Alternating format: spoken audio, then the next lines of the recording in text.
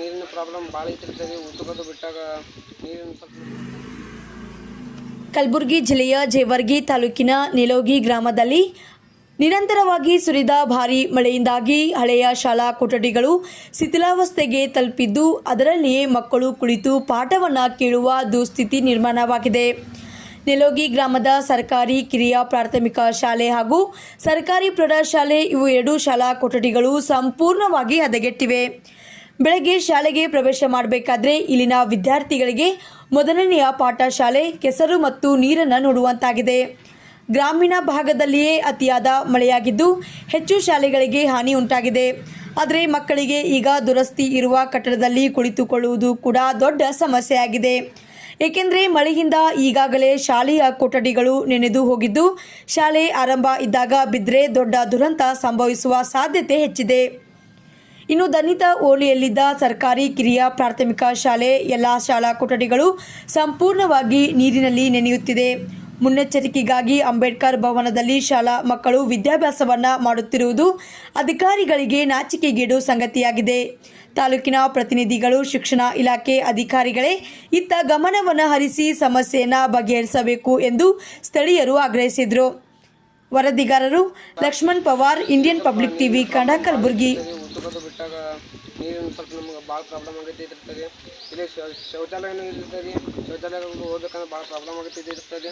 ಇಲ್ಲಿ ನಮ್ಗೆ ಶಾಲೆಗಳು ಸ್ಕೂಲಿಗೋದು ಬರಬೇಕಾದ್ರೆ ನಮಗೆ ಇಲ್ಲಿ ಎಲ್ಲ ರಾಡನದು ಬರಬೇಕಾದ್ರೆ ಸರಿ. ಮಳೆ ನೀರು ಬಂದು ಎಲ್ಲ ಮಳೆ ನೀರದು ನಿಂದಿರ್ತದೆ ಸರಿ. ಸ್ವಲ್ಪ ಹೆಂಗೆ ಮಾಡಿ ಶಾಲೆಗೆ ಸ್ವಲ್ಪ ಬೋರ್ಡೋದು ಸರಿ ಇಲ್ಲಿ ಸರಿ. ಶಾಲೆಗೆ ನೀರದು ತೋರ್ತಾವೆ ಸರಿ. ನೋಡಿ ಕುಡಿಯೋದು ನೀರಿನ ಭಾಳ ಪ್ರಾಬ್ಲಮ್ ಇದೆ ಸರಿ.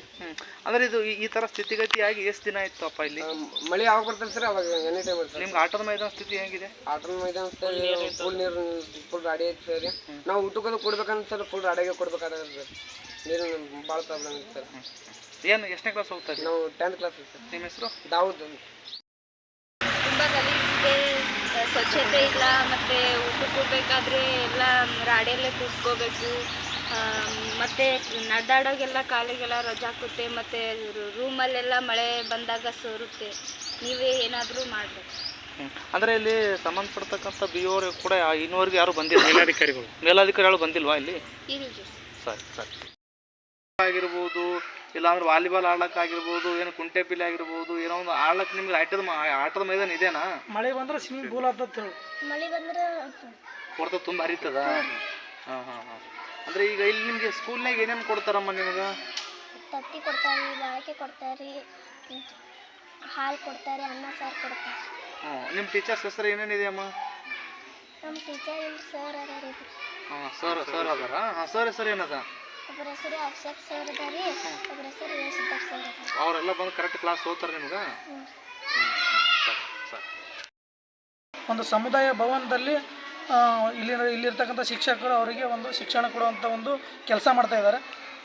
ಇಲ್ಲಿ ಯಾವ ರೀತಿ ಇದೆ ಅಂದರೆ, ನೀವು ಒಂದು ಸಾರಿ ಎಲ್ಲ ಕ್ಲಾಸ್ ರೂಮ್ಗಳು ಚೆಕ್ ಮಾಡಬೇಕು. ಮಳೆ ಬಂದಿದೆ, ಮಳೆ ಬಂದು ಎಲ್ಲ ಶಾಲೆ ಒಂದು ಬೀಳೋ ಸ್ಥಿತಿಗೆ ಬಂದಿದೆ. ಆದರೂ ಕೂಡ ಇಲ್ಲಿನ ಮುಖ್ಯೋಪಾಧ್ಯಾಯರು ಮತ್ತು ಗುರುಗಳು ಅವರು ಒಳ್ಳೆಯ ಒಂದು ಭಾವನೆ ಇಟ್ಕೊಂಡು ಸಮುದಾಯ ಭವನದಲ್ಲಿ ಮಕ್ಕಳಿಗೆ ಶಿಕ್ಷಣ ಕೊಡ್ತಾ ಇದ್ದಾರೆ. ಅವರಿಗೂ ಕೂಡ ಧನ್ಯವಾದಗಳು. ಯಾವ ಸಮುದಾಯ ಭವನ ಸರ್ ಅದು? ಅಂಬೇಡ್ಕರ್ ಸಮುದಾಯ ಭವನ. ವಿದ್ಯಾರ್ಥಿಗಳು 60-70 ಜನ ಇರ್ಬೋದು. ನೀವು 70 ಜನ ವಿದ್ಯಾರ್ಥಿಗಳು ಸಮುದಾಯ ಭವನದಲ್ಲಿ ಶಿಕ್ಷಣ ಪಡಿತೇವೆ. ಕೊಡ್ತೀವಿ ರೀ, ಬಟ್ಟೆ ಕೊಡ್ತೀವಿ ರೀ. ಮತ್ತು ಅದರ ಬಟ್ಟೆಗಳು ವಸ್ತ್ರಗಳನ್ನು 2 ವರ್ಷಕ್ಕೆ 2 ಜೋಡಿ ಬರ್ತಾವೆ ಸರ್. 2 ಜೋಡನ್ನು ಕೊಟ್ಟಿದ್ದೇವೆ ರೀ. ಇನ್ನೂ ಶೂ ಬಂದಿಲ್ಲ ಸರ್. ಶೂಗಳನ್ನು ಹೋದ ವರ್ಷ ಕೊಟ್ಟಿದ್ದೇವೆ ರೀ. ಮತ್ತು ಈ ವರ್ಷ ಹೇಳ್ತಾರೆ ರೀ. ಅದಕ್ಕೆ ಅದಕ್ಕೆ ಶೂದ ವ್ಯವಸ್ಥೆ ಮಾಡ್ತೀವಿ ರೀ. ಧನ್ಯವಾದ ಸರ್. ಧನ್ಯವಾದ.